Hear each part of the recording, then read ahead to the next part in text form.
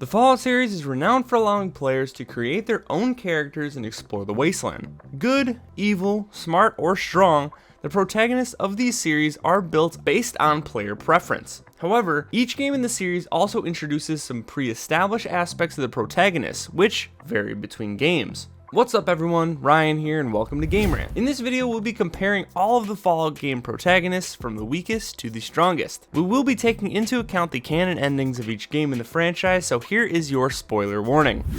Vault Dweller. The Vault Dweller hailed from Vault 13, which is located in Southern California.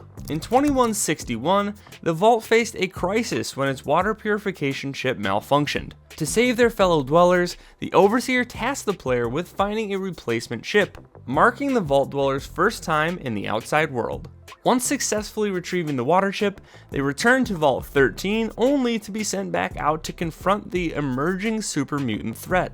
While there are multiple endings to the game, the one that is widely regarded as canon has the Vault Dweller defeating the super mutants and returning home.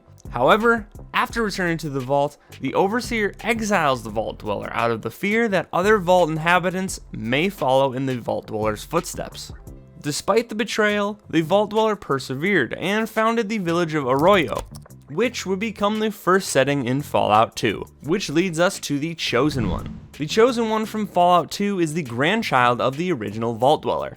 They are raised in Arroyo and trained to be the tribe's champion. And when Arroyo faced decline, the Chosen One was tasked with finding a Garden of Eden creation kit, which is a vital tool for revitalization. During their quest, the Chosen One discovered the Enclave's plans to use a dangerous virus to wipe out humanity. Because of this, they had to journey to Navarro, confront the Enclave, and save their tribe.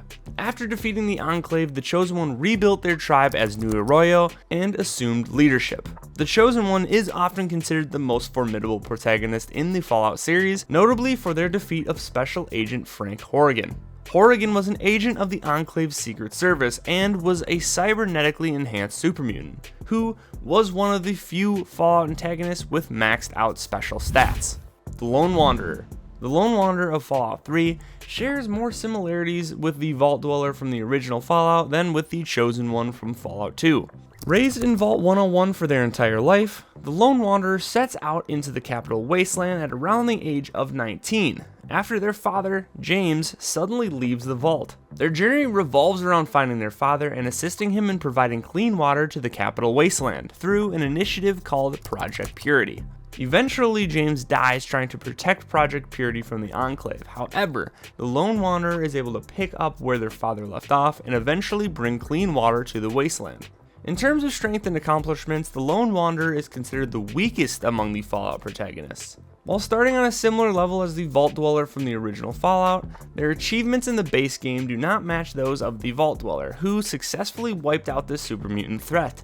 Additionally, when compared to the other protagonists, the Lone Wanderer lacks the same level of physical training and survivability, leading us to the Courier in Fallout New Vegas. The Courier in Fallout New Vegas is a character with a unique background compared to the other protagonists. Initially hired by the Mojave Express to deliver a platinum chip to the New Vegas Strip, their journey takes a dramatic turn when they are captured, shot in the head, and left for dead by a man named Benny. Surviving the attack, the Courier sets out to recover the chip and seek vengeance on Benny. Along the way, they become intertwined in the conflicts of three major factions, with the player's decision shaping the game's outcome. What really sets the Courier apart is that they begin the game with significant memory loss, and their backstory is revealed to the players gradually through interactions with other NPCs. Nevertheless, the Courier stands out as one of the stronger protagonists in the series due to spending the entirety of their life in the wasteland.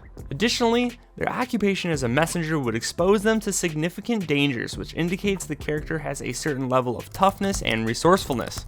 While they may not surpass the Chosen One's lifelong training, the Courier would likely outmatch the other protagonists in terms of survivability and adaptability. The Sole Survivor. The Sole Survivor in Fallout 4 is the first instance of a voice protagonist in the series, and provides a unique dynamic based on the player's choice of either a male or a female protagonist. The male protagonist, Nate, is presented as a war veteran, while Nora, the female protagonist, is a lawyer. Both characters were also born before the war and put into cryostasis along with their son, Sean.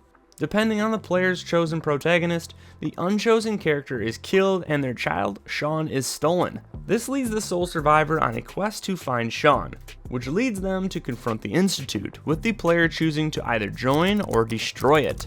Taking a look at both Nate and Nora, Nate's military training undoubtedly makes him one of the stronger protagonists in the series, surpassing the Vault Dweller, the Lone Wanderer, and potentially even the Courier in combat prowess. However, his limited knowledge of surviving in the wasteland could be his biggest weakness. Nora, on the other hand, may excel in negotiating and talking her way out of situations due to her legal background, but when it comes to combat and wasteland survivability, she may be the weakest of them all. And there you have it. While for the most part Fallout's protagonist's strengths and weaknesses boil down to the player, some are just more readily equipped to survive the wasteland from the start than others. Thanks for watching Game Rant, don't forget to game on, we'll see you next time.